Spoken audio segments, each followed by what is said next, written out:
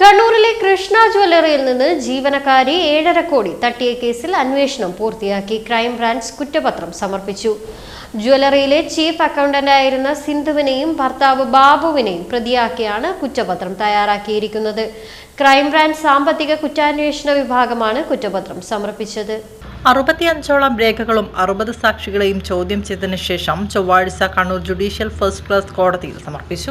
Krishna jewellery managing partner doctor CV രവീന്ദ്രനാഥിന്റെ പരാതിയിൽ July 3-ാം തീയതിയാണ് സിന്ധുവിനും ഭർത്താവ് ബാബുവിനുമെതിരെ കണ്ണൂർ ടൗൺ പോലീസ് കേസെടുത്തത്.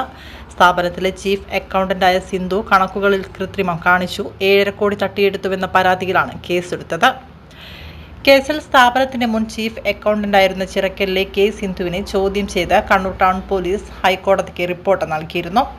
2023-ൽ DGPയുടെ പ്രത്യേക നിർദ്ദേശപ്രകാരം ക്രൈംബ്രാഞ്ച് സാമ്പത്തിക കുറ്റാന്വേഷണ വിഭാഗത്തിന് കേസ് കൈമാറുകയായിരുന്നു. തുടർന്ന് ക്രൈംബ്രാഞ്ച് സാമ്പത്തിക കുറ്റാന്വേഷണ വിഭാഗം പോലീസ് സൂപ്രണ്ടുമാരായ MP വിനോദ് കുമാർ, M പ്രദീപ് കുമാർ എന്നിവരുടെ മേൽനോട്ടത്തിൽ സാമ്പത്തിക കുറ്റാന്വേഷണ വിഭാഗം Kannur unit inspector Aneesh B ആണ് കേസ് അന്വേഷിച്ച്. അന്വേഷണ സംഘത്തിൽ SI കെ ശ്രീജിത്ത്, ASIമാരായ ശശി പ്രസാദ്, കാർത്തിക, രൂപേഷ്, CPO ശ്രീരാജ് എന്നിവരാണ് ഉണ്ടായിരുന്നത്. 2024 മുതൽ ജ്വല്ലറിയിൽ ജീവനക്കാരിയാണ് സിന്ധു. ചീഫ് അക്കൗണ്ടന്റായി ഇവർ 2009 മുതൽ പല തവണകളായി ജ്വല്ലറി അക്കൗണ്ടിൽ നിന്ന് 7 കോടിയിലധികം തട്ടിയെടുത്തെന്നാണ് പരാതി. വിവിധ നികുതികളിലായി സ്ഥാപനം അടക്കേണ്ട തുകയുടെ കണക്കിലാണ് തിരിമറി നടത്തിയത്.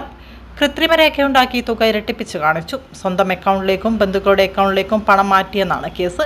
ജ്വല്ലറി നടത്തിയ ഓഡിറ്റിംഗിലാണ് തട്ടിപ്പ് കണ്ടെത്തിയത്.